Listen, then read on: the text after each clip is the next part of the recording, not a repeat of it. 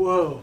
Hey, welcome to the Bible for Not Dummies. Because if you're interested in what the Bible's all about, then you, my friend, are not a dummy. What you may come to discover is that if you're not sure what to think about the Bible, but you're curious, it's probably God tugging at your heart, because the Bible tells us that God wants everyone to know truth and to know Him. So I'm glad you've joined me for this series of videos where we'll set out to answer the question, so what's the Bible all about anyway? Well, the Bible spans thousands of years of history, from the creation of the world and mankind to the prophetic revelations of the future not yet fully realized. It's easy to wonder, though, wasn't the Bible just written by a bunch of old guys a long time ago? And since it was written so long ago, how can we even trust that it's accurate at all? How can we believe if any of this stuff really ever happened? These are honest questions, and if you've asked them, that's actually a good thing. Too many people just believe or disbelieve something without ever really stopping to ask questions and examine what's true. So where did the Bible come from, and how did it become the book we have today? That's a great question. And in this video, we'll investigate how the Old Testament came to be. Was it just written by a bunch of old men a long time ago, or is there more to it than that? So just as a summary, in the first episode of the Bible for Not Dummies, we discussed how the Bible is made up of 66 books, and the Old Testament makes up 39 of those books. It's hard to establish an exact date for the formation of the Old Testament because it came together through the writing of manuscripts that were developed from oral traditions over a long period of time. Genesis, the first book of the Old Testament, documents the creation of the world and mankind and establishes the very foundational aspects of the relationship between God and His creation. While it's hard to assign dates to these events, the rest of Genesis and the events recorded in the Old Testament start around 1800 BC and continue through about 400 BC. During this period of time, writers like Moses, the prophets, kings, chroniclers, the priests, they preserved oral traditions by writing down their cherished past and documenting events, prayers, and wisdom from lessons they had learned along the way. This isn't too hard to imagine. For example, the Code of Hammurabi was a set of laws established by the sixth king of the Babylonian dynasty, and it was preserved in writings that date back to around 1771 BC. That's more than 3,000 years ago. And there are Egyptian temple writings that go back almost 5,000 years. So it's not hard to believe that people of the ancient times could and would preserve their history. And they did this with great care and dedication because they wanted their beliefs and traditions to be a guide for future generations.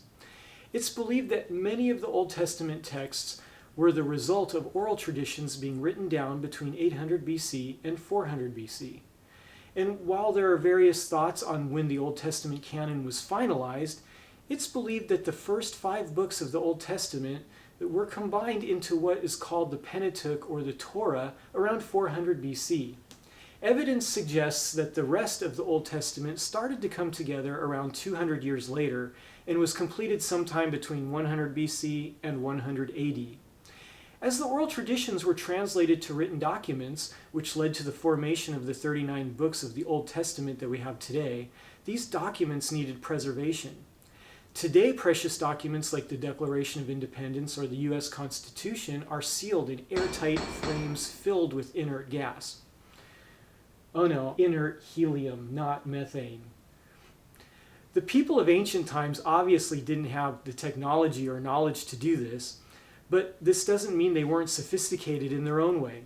The technology of the time was not so much a thing as it was a person known as a scribe.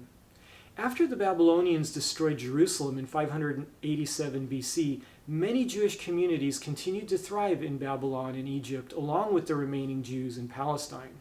Scribes from these areas were most likely responsible for the preservation of the biblical texts. Because the preservation techniques we have today didn't exist in ancient times, important writings were preserved by meticulously copying them time and time again. But how could the Old Testament be accurate if it was copied over and over again? Wouldn't it be full of mistakes? Great question. As I said, the scribes did their work meticulously and very ceremoniously. Copying the biblical texts was considered a sacred endeavor, and the scribes followed very strict guidelines. For example, each column of writing could have no less than 48 lines and no more than 60. The ink had to be black and made from a special recipe. A scribe had to verbally say each word out loud when writing them. And get this, whenever a scribe was going to write the Hebrew name for God, Yahweh, they had to wipe down their pen and wash their entire body first, and they had to do this every time. And there's more.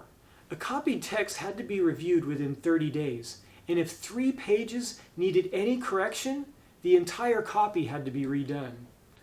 All of the letters, words, and paragraphs had to be counted, and if even 2 letters touched each other, the document would be deemed invalid.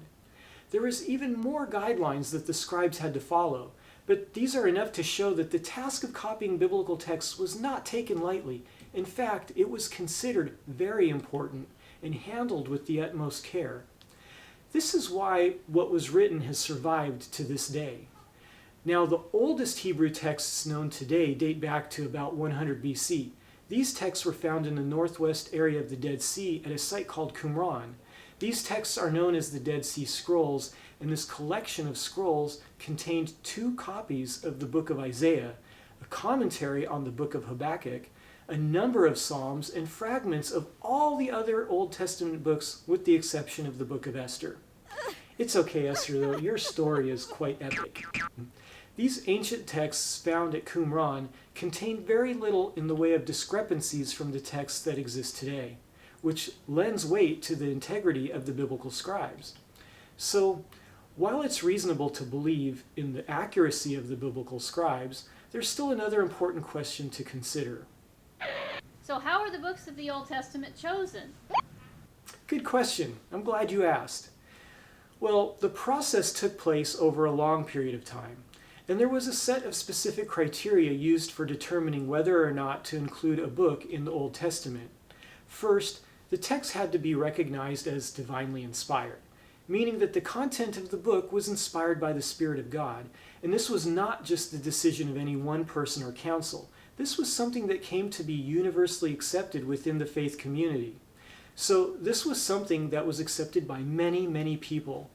Authorship was also a very important factor. Most of the writers of the Old Testament were appointed as lawgivers, judges, prophets, priests, and kings. Not just a bunch of old guys with nothing better to do, and certainly not just a crazy guy trying to start his own religion to get rich. Also, the content of each book was examined to see if it was consistent within itself, as well as consistent with other recognized books of the Old Testament. Finally, many of the books had been regularly studied and copied, and were followed as a way of life for generations, and this influenced the book's inclusion into the Old Testament canon. I know this was very high level, and there's so many more details and facts that surround the formation of the Old Testament, but I hope this at least gave you a peek into how this amazing collection of books came to be, the Old Testament. For further information about how the Old Testament was formed, check out this book by F.F. Bruce. And if you're interested in learning more about the oldest biblical texts like the Dead Sea Scrolls, check out this book by Martin Abegg Jr.